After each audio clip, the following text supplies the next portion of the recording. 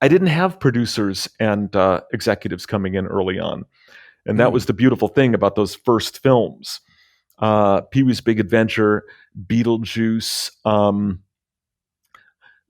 It was really just him and I. Edward Scissorhands was like that. Nightmare Before Christmas. Batman was the only exception where I suddenly had to wow, I have to play for people. Yeah. Do, what we call a dog and pony show for everybody. And that is really nerve-wracking. But and Pee-wee, there's something great about being on a movie that's below the radar of most people. It's like, oh yeah, they're doing that Pee-wee movie. We're not worried. Yeah. Beetlejuice, what the hell is that? We're not worried. Batman, we're worried. So suddenly, on all levels, right? I mean, that was a big gamble for many, the studio, for everybody, to try and change what people expected of Batman. It was totally understandable that they were very nervous about me. Tim wanted me on the show, but John Peters, the producer, was not keen at all about having me. The studio, I think they felt like, yeah, Danny's fine for the comedies, but we need a real composer. And I get it. I mean, I would have thought the same way. So I'm not looking at how they were thinking with any kind of those bastards. It was a sensible thing for them to be worried about me. And John wanted, the first meeting we had, he's very pop oriented. So there's a great time when I was walking through Gotham City. Tim flew me out there and I met John, and his original idea was that Michael Jackson would write the Batman theme. George Michaels would write the Love theme, and Prince would write the Joker theme.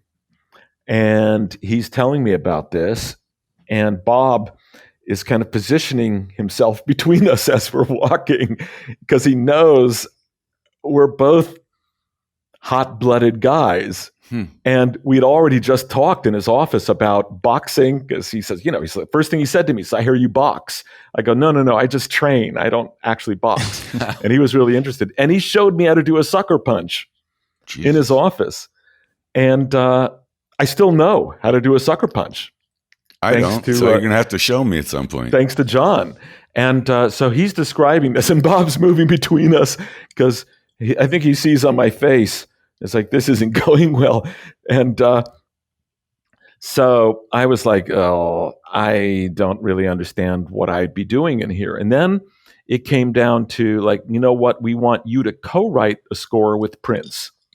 And I had to say, I love Prince. I respect Prince, but I'm not co-writing a score with them, because I don't want to do a pop score. I already know what this score is. I already knew the score. I had it in my head. And I knew that if I co-wrote Being Me Nobody with somebody like Prince, I would be essentially orchestrating Prince's music. Yeah. Because I know how it works. And no disrespect to Prince, but I was going to be a glorified orchestrator. And I didn't have the gravitas at that point to be able to say, okay, you do this part and I'll do this part, and let's approach it as equals or anything like that. Did Tim tell you where songs would go and where score would go? Oh, yeah. I mean, the songs were in the film. Yeah. There was 2 songs on camera. Yeah. And it's like, that was never an issue. I mean, I've had that actually on a number of films where, sure, okay, you're spotting the films. This is spotted for a song. They've even shot to a song. Elliott Smith with Goodwill. There was so absolutely many. And it was.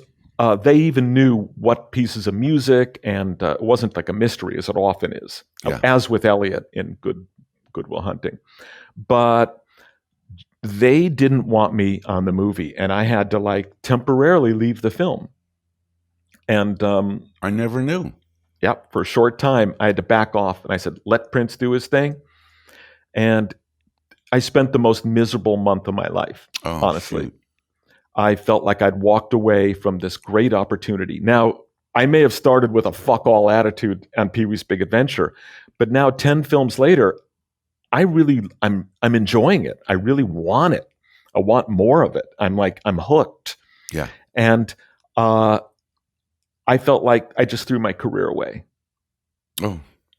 But looking back, that was probably the best decision you ever made for that, right? I was, but there are moments like this. There's no answers. There's two doors, and you have to walk through one of them. It was a brave move. And there's many doors I look back on my past where I walked through the wrong door here, but this wasn't one of those moments, fortunately, because about a month later, I got a call from Tim saying, "Would you come back to London? Let's talk." And Had you played him that theme? Had he heard it, or was that still to come? I think at that point I had, but I think Tim was also trying to navigate the waters here, like what to do and how, and he was real interested in, Prince and having him involved with the film, but he didn't have a lot of power yet at that moment either. So he wasn't in a position to go, no, this is what I want. He couldn't do that. It had to happen organically. Yeah. Prince went and wrote a bunch of music. They played it, and I got the call.